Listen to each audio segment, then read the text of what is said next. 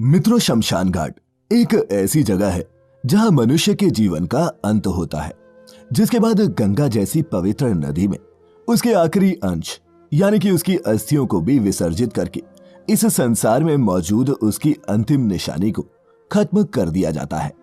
लेकिन इन सब के बीच एक चीज ऐसी भी है जिससे आप सभी अनजान हैं। जी हाँ मित्रों, क्या आप जानते हैं कि अंतिम संस्कार के पश्चात और विसर्जन से पहले उन अस्थियों का संचय शमशान घाट से 3 दिन बाद किया जाता है। तो चलिए इस बारे में विस्तार से जानते हैं कि आखिर हमारे धर्म ग्रंथ 3 दिन बाद ही उन अस्थियों को एकत्रित करने के लिए क्यों कहते हैं। आज की इस खास वीडियो में नमस्कार और स्वागत है आप सभी का द डिवाइन टेल्स पर एक बार फिर। मित्रों, हमारे 18 पुराणों में से एक गरुड़ पुराण में मनुष्य के जन्म और मरण से संबंधित समस्त रहस्यों को उजागर किया गया है। इन्हीं विचित्र रहस्यों के बीच गरुड़ पुराण में ही 3 दिन बाद अस्थि संचय करने के सही कारण को भी बताया गया है और साथ ही अस्थि संचय को लेकर कुछ नियमों का वर्णन भी किया गया है, जिनमें से एक है मृत्यु के होने के तीसरे, 7वें अथवा 9वें दिन अस्थि संचय करना, साथ ही उनका विसर्जन 10 दिनों के भीतर करना, जिसे धर्मज्ञों द्वारा कुछ हद तक प्रसारित तो किया गया, परंतु देखा जाए तो अधिकतर जनमानस इन मान्यताओं को निभाने के पीछे के वास्तविक कारणों को नहीं जानता। दरअसल गरुड़ पुराण कहता है कि अंतिम संस्कार के तीसरे दिन बाद ही अस्थि एकत्रित करना अधिक योग्य है,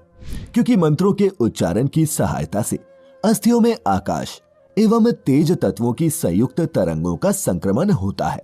जो कि 3 दिनों के उपरांत कम होने लगती हैं, जिस वजह से अस्थियों के चारों ओर निर्मित सुरक्षा कवच की क्षमता भी कम पड़ने लगती है।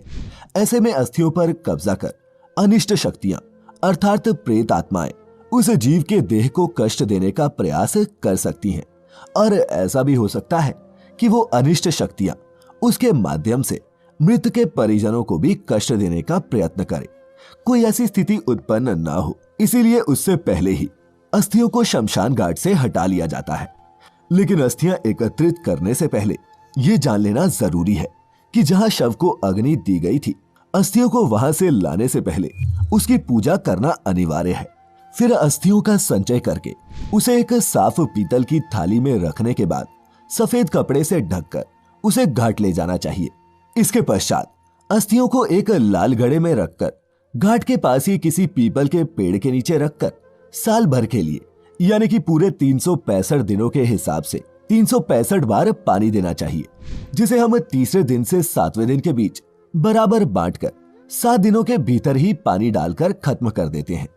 एक चीज और है जो आपको ध्यान में रखनी चाहिए, उस दिन के लिए आपको सिर्फ चावल और सब्जी ही बनाकर खानी है।